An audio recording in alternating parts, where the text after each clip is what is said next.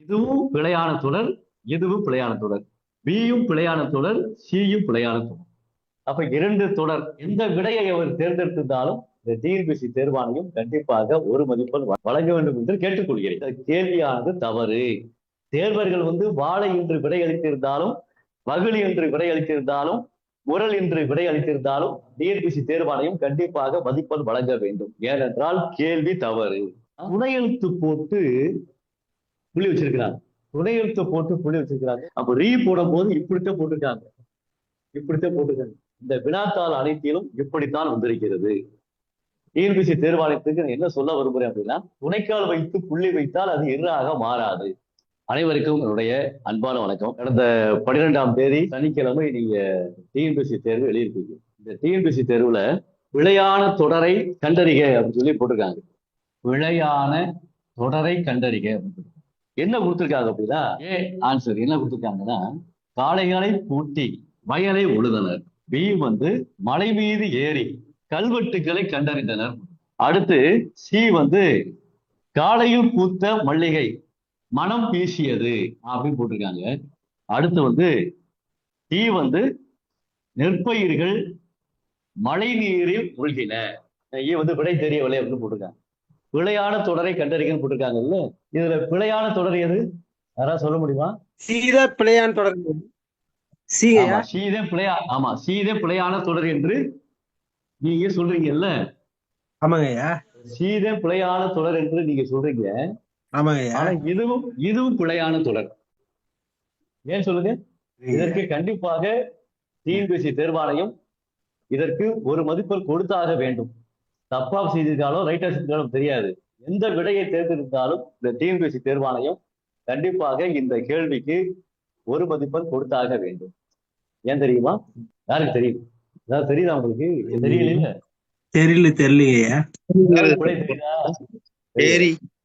ஏரிங்கிறது தப்பாயா?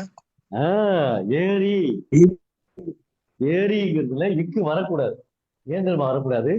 ஏரி என்பது வினையச்சம். இங்க கல்வெட்டு என்பது பெயர் சொல். ஏரி என்பது வினையச்சம், கல்வெட்டு என்பது பெயர் சொல். வினையச்சத்தை தொடர்ந்து ஒரு பெயர் சொல் வந்துச்சுன்னா கண்டிப்பாக ஒற்றெழுத்து வரக்கூடாது. வினையச்சத்தை தொடர்ந்து ஒரு பெயர் சொல் வருகின்ற போது கண்டிப்பாக ஒற்றெழுத்து வரக்கூடாது. இப்ப ஏரி கண்டறிந்தனர் வரும், ஏரிக்கு வரும். இந்த கல்வெட்டுங்கிற சொல்லு இல்லை என்றால் ஏரி இக்கு வரும், ஏரி கண்டறிந்தனர் வரும். ஏன்னா ஏரி அப்படிங்கிறது இது வினையச்சம், இது வினைமுற்று. வினையச்சத்தை தொடர்ந்து வினைமுற்று வந்தால் கண்டிப்பாக ஒற்றெழுத்து மிகும். ஆனா ஒரு வினையச்சத்தை தொடர்ந்து ஒரு பெயர் சொல் வருகின்ற போது அங்க ஒற்றெழுத்து வரக்கூடாது. சரிங்களா? அப்ப இதுவும் பிழையான தொடர், இதுவும் பிழையான தொடர். பியும் பிழையான தொடர், சியும் பிழையான தொடர்.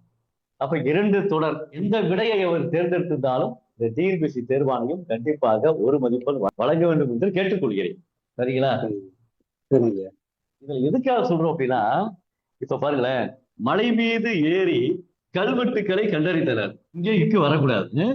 அதே மாதிரி மலை மீது ஏறி சாதனை செய்தனர். அடுத்து மலை மீது ஏறி தாழ்வாரத்தை கண்டனர். அடுத்து மலை மீது ஏறி பள்ளம் பார்த்தனர்.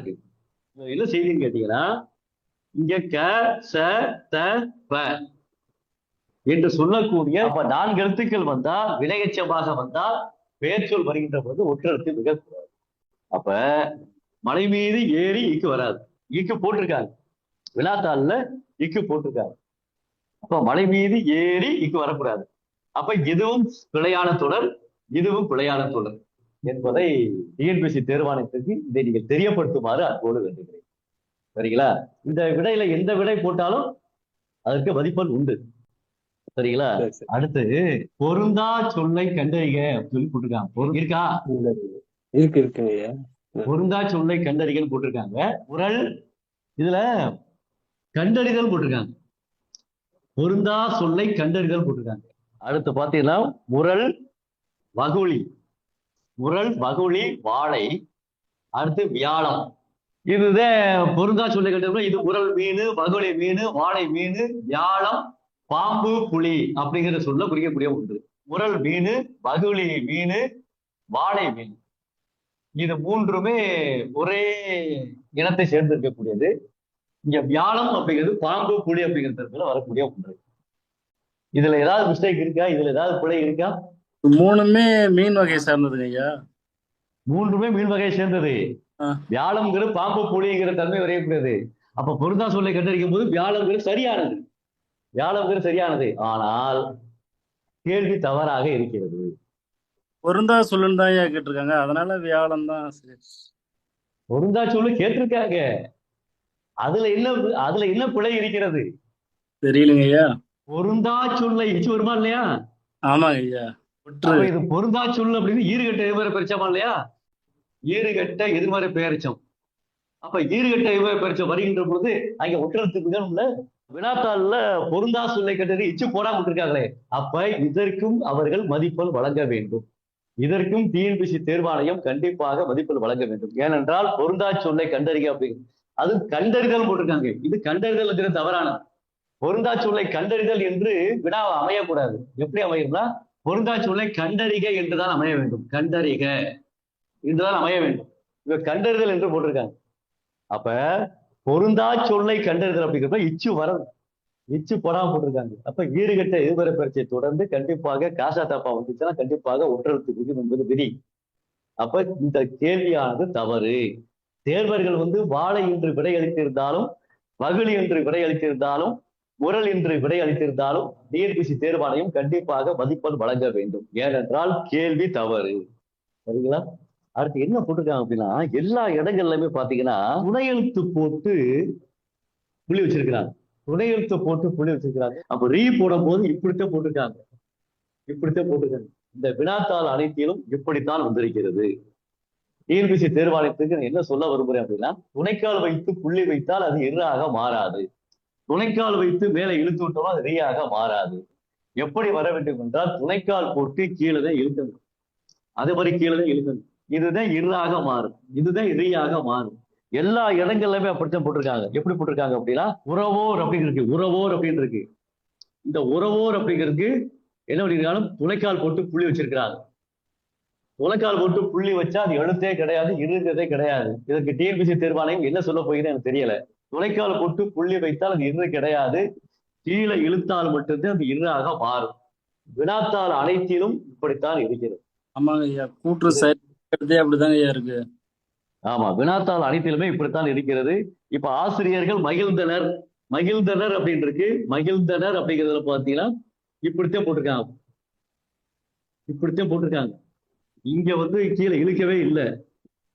எல்லா இடங்கள்லையும் துணைக்கால வச்சு புள்ளி வச்சா இது எழுத்தே கிடையாது. இந்த டிஎன்பிஎஸ்சி தேர்வாணையம் என்ன செய்ய போகிறது தெரியவில்லை. ஏன்னா எல்லாமே அப்படித்தான் இருக்குது. கேட்டா பாண்ட் இதுக்கு அப்படித்தான் இருக்குன்னு சொல்லக்கூடாது. எழுத்து உரு, எழுத்து அச்சு அப்படித்தான் இருக்கிறது என்று டிஎன்பிஎஸ்சி தேர்வாணையம் சொல்லக்கூடாது. இரு என்பது இப்படித்தானே வர வேணும். இதுதானே இரு, இதுதானே இரு, இதுதானே ரீ. அப்ப இதை அடுத்த முறை சரி செய்து கொள்ளுமாறு கேட்டுக்கொள்கிறேன். இந்த மாதிரி நிறைய ஒற்றுப்பிழைகள் வினாத்தாள் இருக்கிறது. படிப்படியாக நான் சொல்ல இருக்கிறேன். இதுவரைக்கும் உங்களுக்கு தெளிவுதானே? இப்ப தெரிஞ்சுக்கிட்டீங்களா?